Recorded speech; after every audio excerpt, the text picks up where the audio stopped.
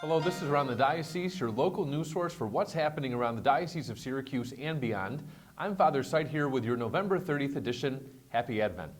We begin with the closing of the Holy Door of Mercy at the Cathedral of the Immaculate Conception.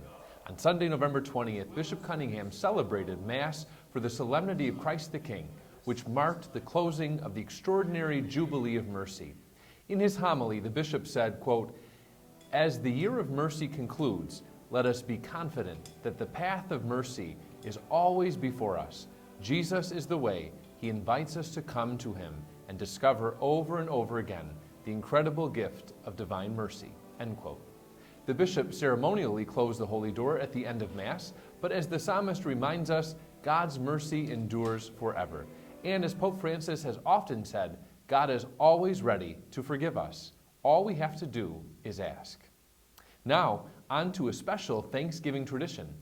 First grade students at Blessed Sacrament School in Syracuse were busy baking on the Tuesday before Thanksgiving, making pumpkin pies for the Rescue Mission's annual Thanksgiving dinner. This service project was the school's 19th annual one. They learn how we can help out others in our community. They understand, they think it's a nice way that they can take part in the community. It's something small that they can do, but it makes a big difference. Great job, boys and girls. Up next, a special anniversary. This month marked the 125th anniversary of St. Leo's Church in Tully. Catholic Television had a chance to sit down with the pastor of the parish, Father Jim Carey, to learn more about this special community. Oh, St. Leo's is a wonderful, faith-filled community where people deeply care about each other, and they're pretty excited to be part of this community. Very excited about the traditions and faith journey of so many families. When the church was built, a lot of people just did manual labor to help do it. The money was scarce, but all through the years they've supported it, even though they weren't people of great wealth. It's that strong faith that motivates you to build community. That's what's one of the special things about. Congratulations. To learn more about St. Leo's, be sure to check out this week's edition of the Catholic Sun.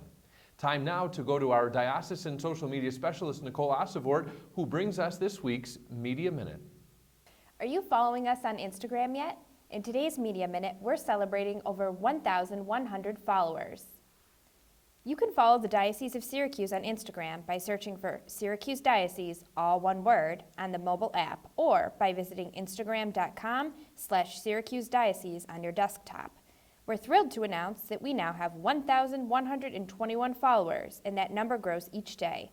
If you're looking for daily inspiration, photos from happenings around the diocese, or just appreciate the occasional Catholic humor, be sure to follow us.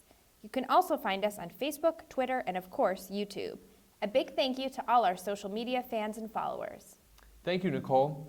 Finally, editor Katherine Long brings us a special preview of what we can find in this week's edition of the Catholic Sun. Thanks, Father.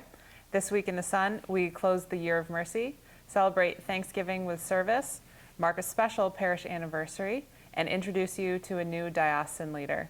And of course, we have all the latest local, national, and international Catholic news every day at theCatholicSun.com.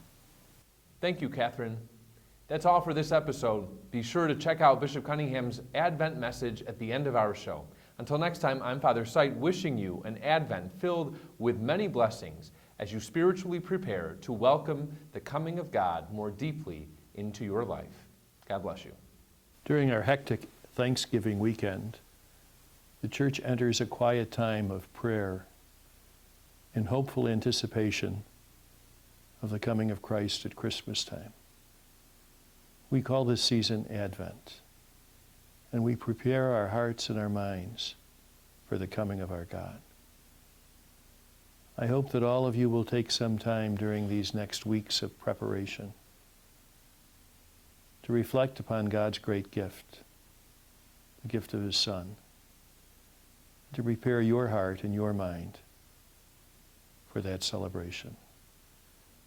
Advent is a season of hope, hopeful waiting, and during these long days and nights, when in our area of the world the sun is not very evident, we prepare our minds for the coming, for the light that Christ brings, the coming of Christ at Christmas.